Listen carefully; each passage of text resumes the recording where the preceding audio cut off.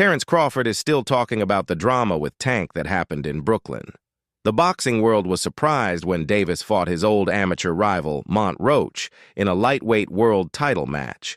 Davis was expected to win easily, but the fight didn't go as planned, leaving fans and fighters wondering about the final result. Now, Roach has revealed that during their chat in the ring, Tank said something that turned out to be more than some points in that fight, but I believe we won that fight. Clearly, we should be two-time world champion right now. In the 9th round, Davis was in serious trouble when he suddenly dropped to one knee. It looked like a clear knockdown, but surprisingly, the referee didn't count it. This decision had a big impact on the fight, which ended in a draw. If the knockdown had been counted, Roach would have won that round 10-8, and he might have won the whole fight. After the match, chaos broke out. Fans and fighters were furious, and the loudest voice was Terence Crawford. The pound-for-pound champion quickly reacted, posting an angry rant on social media that made the controversy even bigger. Yeah, that was bullshit. It should have been called a knockdown. You can't take a break like that. The only person that can do that is the referee. The referee can stop the action and say, hey... Crawford first posted that Roach should have won and that the knockdown should have been counted. When the fight was declared a draw, his frustration grew even more. He wrote, "They robbed that boy, and it's crazy. I've never seen someone take a knee and not have it counted as a knockdown. They must have forgotten the rules tonight."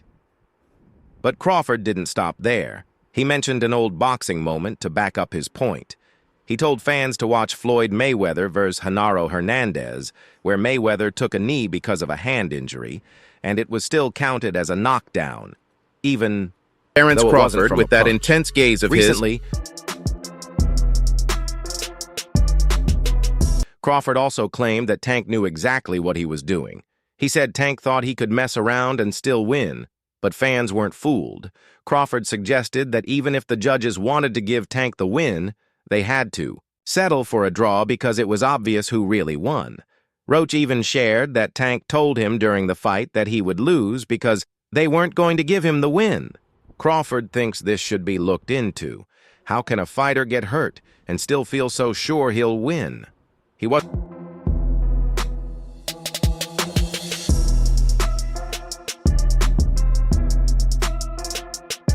the only one speaking out.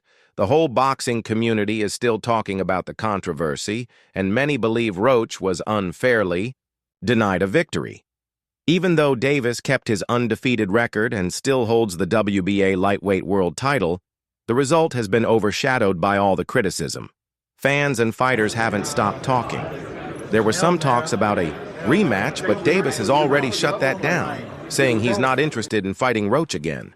It was a tough night for him, and even though he kept his record, the backlash hasn't gone away. His own fight, taking the knee, and then being addressed in the corner with the towel, wiping away. Like, I've never known that to be in any rule book in any state or country. The moment that sparked the controversy is still the biggest topic everyone is talking about. According to boxing rules, if a fighter's knee touches the canvas, it has to be counted as a knockdown, no debate. But in this fight, the referee ignored it, and that decision changed everything. Roach was understandably upset after the match, feeling like he was robbed of a life-changing victory. He believed he had already done enough to win, even without the knockdown. But losing that key point made the whole situation even more frustrating for him. This guy is in front of me.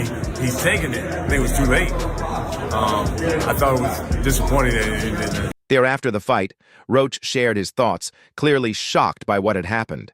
He said, "Honestly, I thought I should have won even without the knockdown being counted. Look, I'm not the ref, and if he had to wipe sweat from his eye, then he had to. But the rules clearly say that if you voluntarily take a knee, it's an automatic 8 count." His words only confirmed what many in the boxing world were already thinking. According to the rule book, Davis's knee touching the ground should have led to an 8 count. Instead, the referee let him continue without any penalty, which ended in a draw instead of What's the biggest advantage that Keyshawn has going Against against? Tank? Yeah. He's a great boxer. He sounds a great boxer, and he got power behind him. So I can see that fight just being an entertaining fight. He sounds an entertainer, like you said. Tank comes in there and try to knock you out. I can see that fight just being entertained and, doing later rounds, Keyshawn. Roach kept reflecting on his performance, saying, "It is what it is. I wasn't relying on that. I was relying on what I was doing in there. I was taking control, landing more shots, more power shots, and I thought I was doing my thing.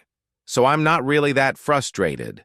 But if that knockdown had been counted, I would have won by majority decision." His frustration was clear, and for good reason. It's not every day a fighter gets the chance to beat an undefeated star like Davis. For Roach, this was a once-in-a-lifetime moment. What's going through your mind when you heard the decision? Nobody like a draw, from a guy that get knockouts and things like that, but it's cool. I feel like if we fight again, I could do more. As for Davis, he tried to explain what happened, saying that he had grease in his eyes, which forced him to take a knee. But this explanation didn't do much to calm the controversy. Fans and fighters weren't convinced. Many pointed out that the reason didn't matter. What mattered was that his knee touched the canvas, and the referee should have counted it. Now Davis is facing a lot of criticism. His undefeated record is still intact, but at what cost? Many fans are questioning whether he really deserved to avoid a loss, and some are even calling for Your future. Yeah, it definitely changed my plans. It definitely changed my plans. I probably got like 4 more fights now, for sure. Boxing fans are siding with Crawford, furious that Davis got away with what should have been a clear knockdown in the 9th round. One fan wrote, "Robbed in broad daylight, man, with cameras in every corner." Another said, "It should be a knockdown. Roach won that." A third added, "Damn, all sports are getting rigged, SMH." Even a Davis supporter working out every day, getting up in the, working out was definitely that kept me kept me sane while I was inside there, you know what I mean? So just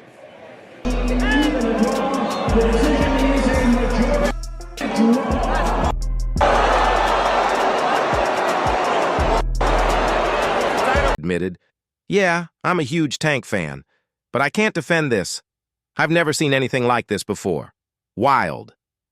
Another fan called it a shame they robbed an underdog, while one simply wrote, "Rigged."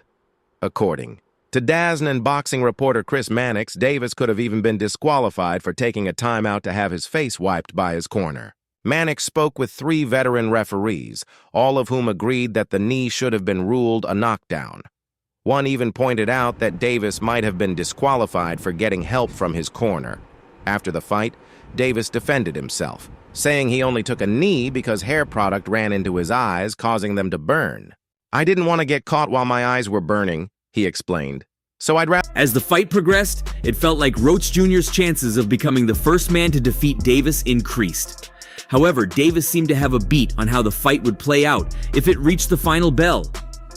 While they talked throughout the fight, in the latter stage, "I'd rather take a knee, but I didn't even know you could get disqualified for that. When the ref started counting, I was like, what the hell?" As the Yamba fight went on, Roach Jr. looked like he might hand Davis his first loss. But Davis seemed confident that he wouldn't lose if the fight went to the judges. During the later rounds, Tank told Roach Jr. straight up that he wasn't going to win on the scorecards.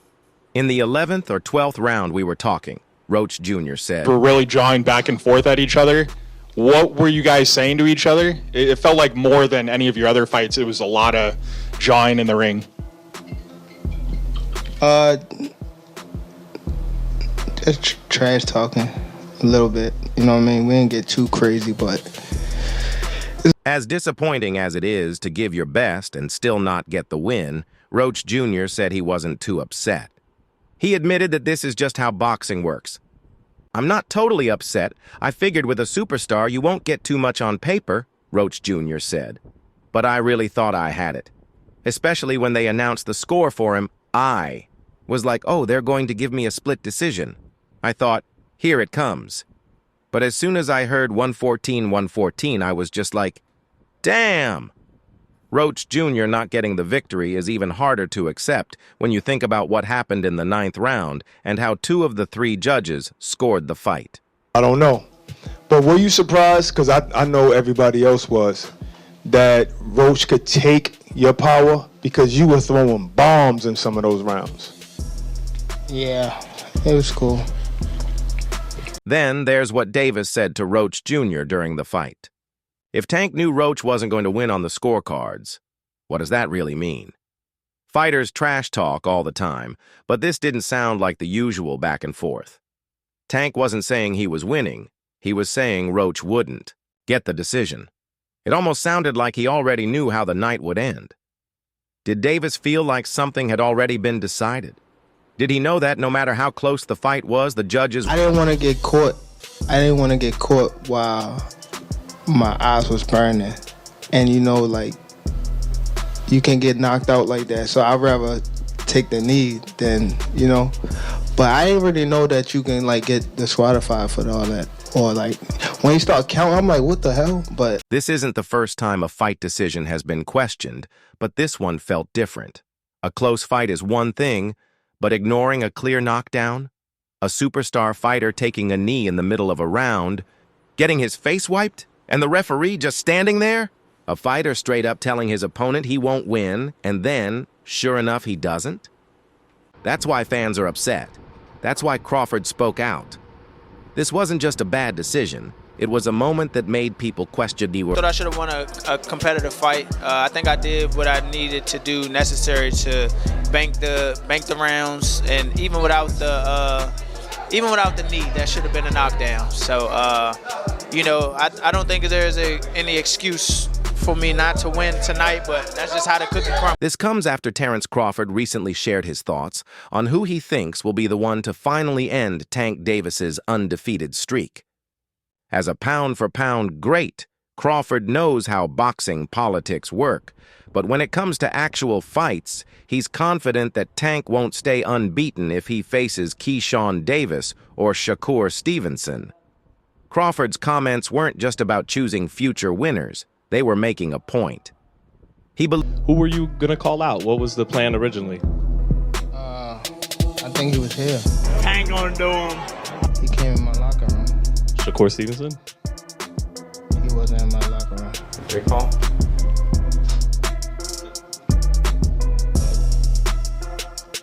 Next question. For years, Tank has carefully managed his career, choosing fights that almost guarantee a highlight reel knockout while steering clear of the real threats in the division. Crawford, who built his own legacy by fighting and beating the best in dominant fashion, isn't buying it. He made it clear Shakur Stevenson and Gervonta Davis have the mental toughness, ring IQ, and skill to break Tank down, not just for a few rounds, but for an entire fight. That's the key difference. Fighters like Ryan Garcia, Rolando Rolly Romero, and Hector Luis Garcia had talent, but they lacked the discipline and I don't want to fight one of them. You know what I'm saying?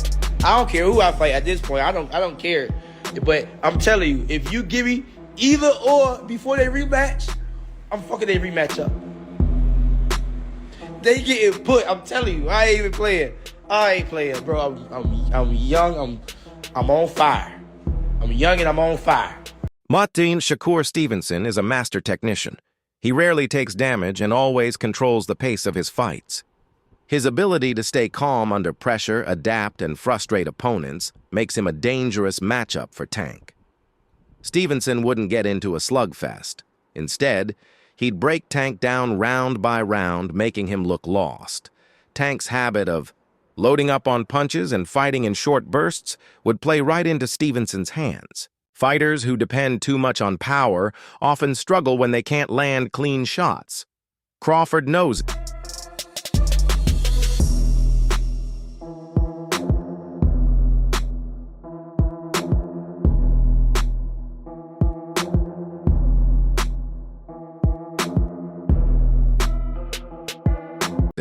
Tank knows it.